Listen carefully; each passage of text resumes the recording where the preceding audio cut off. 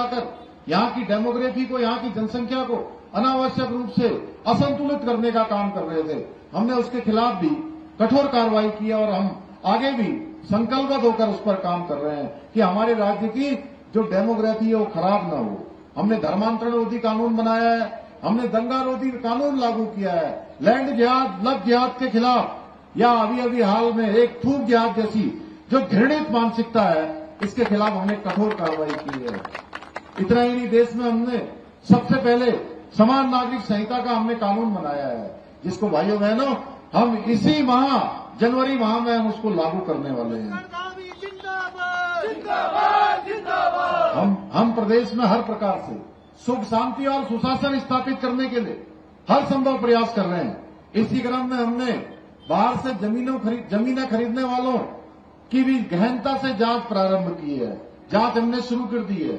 अगर कोई भी व्यक्ति अब जो हमारे नियम है उन नियमों का उल्लंघन करता हुआ पाया जाएगा तो उसके खिलाफ कठोर कार्रवाई की जाएगी।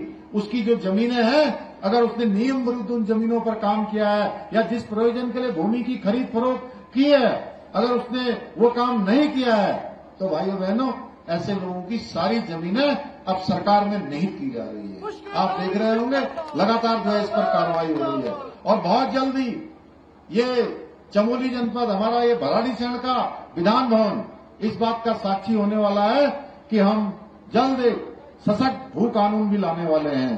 अब राज्य के मूल स्वरूप को खराब करने वालों के खिलाफ भी कड़ी कार्रवाई हम सुनिश्चित करेंगे। इसके लिए प्रक्रिया वर्तमान में गतिमान है।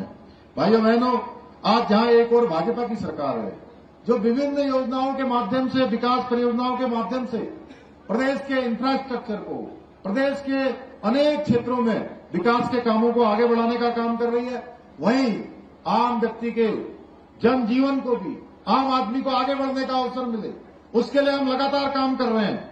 वहीं दूसरी ओर कांग्रेस पार्टी है जिसने हमेशा भ्रष्टाचार को बढ़ावा देने के साथ साथ सनातन धर्म को भी बदनाम करने का पाप किया है। भाइयों बहनों, भाजपा और कांग्रेस में जमीन आसमान का अंतर है, क्योंकि भाजपा की विकास की नीति अपनाती है, कांग्रेस विरोध की राजनीति करती है। भाजपा उत्तराखंड और देश में सनातन संस्कृति के संरक्षण के लिए काम करती है, तो कांग्रेस सनातन विरोधियों के साथ मिलकर हमेशा तुष्टीकरण की राजनीति करती है।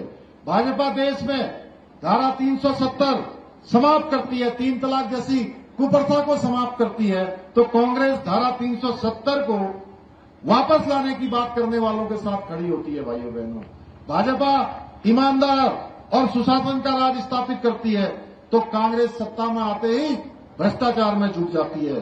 कांग्रेस के लोग राज्य और केंद्र में चुनाव में तो पहले ही हार चुके हैं, अब वो कोशिश कर रहे हैं कि निकाय के चुनाव में किसी तरह से जीत जाएं, कुछ भ्रष्टाचार करके यहां से पैसे बनाएं। इनका फोकस काम करने पर नहीं है, ये केवल और केवल भ्रष्टाचार पर रहेगा।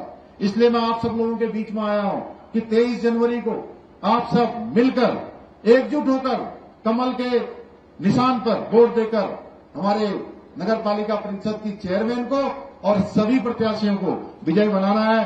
कमल पर लगा एक एक वोट आपके जोशीमठ का विकास सुनिश्चित करेगा, ओली का विकास सुनिश्चित करेगा, आसपास के क्षेत्रों का रोजगार सुनिश्चित करेगा।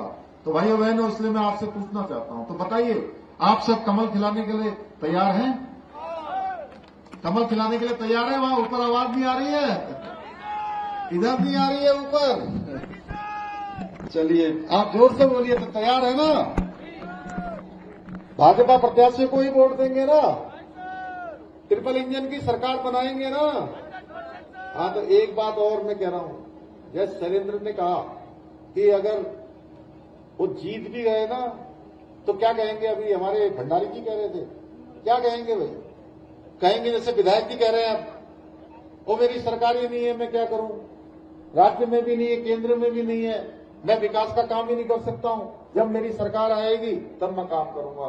भैया नौ मन के आया तेल होगा ना, राधा नाचेंगे। तो इसलिए भाइयों बहनों, आप सबसे मैं निवेदन करने के लिए आया हूं और आप सबका जोश देकर, आप सबका उत्साह देकर मुझे पूरा विश्वास है कि आगामी 23 जनवरी को कमल के निशान पर वोट देकर भाजपा प्रत्याशी सुषमा डिमरी जी सहित यहाँ के सभी वार्ड मेंबरों को, जरा वार्ड मेंबर भी एक बार खड़े हो जाइए, हमारे सभी वार्ड मेंबरों को और सुषमा जी को विभिन्न वार्डों में जो भी भाजपा के प्रत्याशी है भारी मतों से विजय बनाकर ट्रिपल इंजन की सरकार